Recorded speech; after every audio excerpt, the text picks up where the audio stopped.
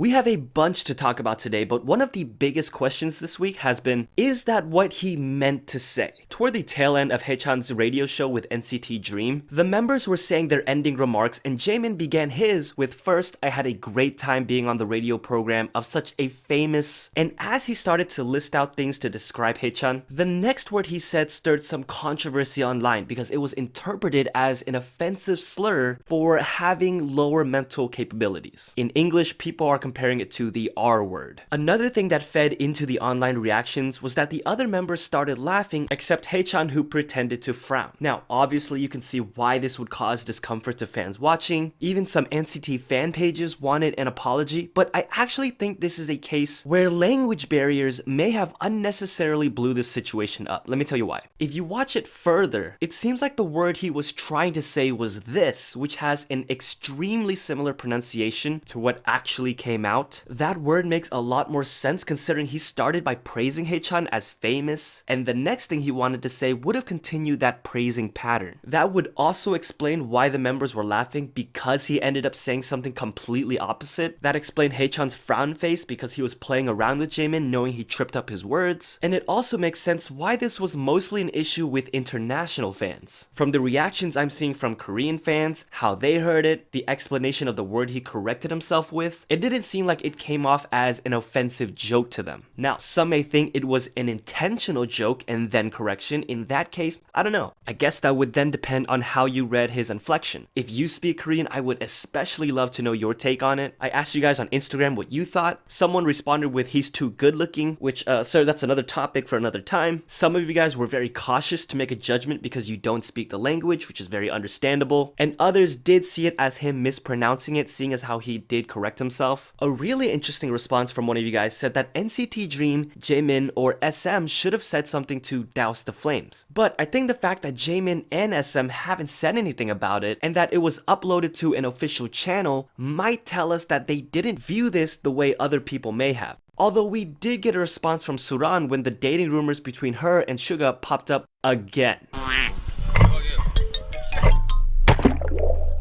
As you know, they have collaborated before. There were dating rumors then as well, to the point where Big Hit had to come out and deny the rumors. At that time, she also came out and apologized for the misunderstanding, but this time she didn't, because this time the rumors popped up again when Suran posted a screenshot of Suga and IU's 8, and if you notice, the timestamp of her screenshot matches the one that he tweeted. That's why people think they're dating. Well, she responded and said she took a bunch of screenshots and that's the one that displayed the title properly, so she chose it. I agree with her when she says you probably shouldn't read too much into it. Let the girl show support for the song. I mean, nobody is accusing Yeri of these things, even when she did her own cover of it on Instagram. By the way, can someone mix together Yeri's vocals into a remix so we get IU, Suga, and Yeri in one track? It's actually kind of crazy how much content we're getting from Red Velvet, even though they aren't really promoting right now. First of all, we know a Seulgi and Irene subunit is coming. Then P Nation announced that Joy is going to feature in Crush's upcoming song. Wendy and Zico just released a collaboration OST for the King Eternal Monarch. And now, Yeri just announced her upcoming reality variety show. Seeing things like this, seeing things like Twice always putting out fun content for fans on their YouTube channel, and absolutely ethereal teasers for More and More, by the way. Chaeyoung's blue hair is just, oh. Seeing stuff like that from other groups, it's no wonder some Blackpink fans are fed up with YG Entertainment. So fed up that the protest trucks are back, guys. From May 14th to May 15th, the trucks went around the YG building, the Black Label, and other media outlets blasting Kill This Love, making their desires known for things like 2 comebacks a year, more content from the girls, not just commercials, and their promised solos. I don't know, do you guys think these things work? Last time YG just gave a vague response.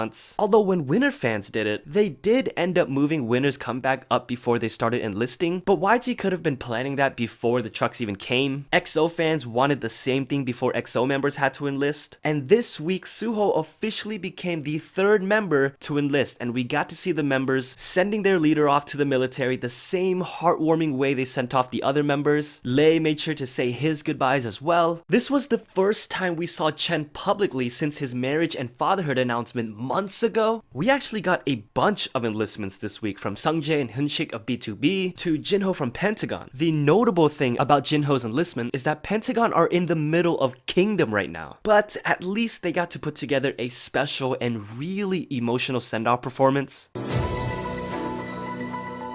Guys, this is Editor KJ here. I gotta cut this video off here. Rose literally just went live to sing first. I gotta go. Oh, yeah.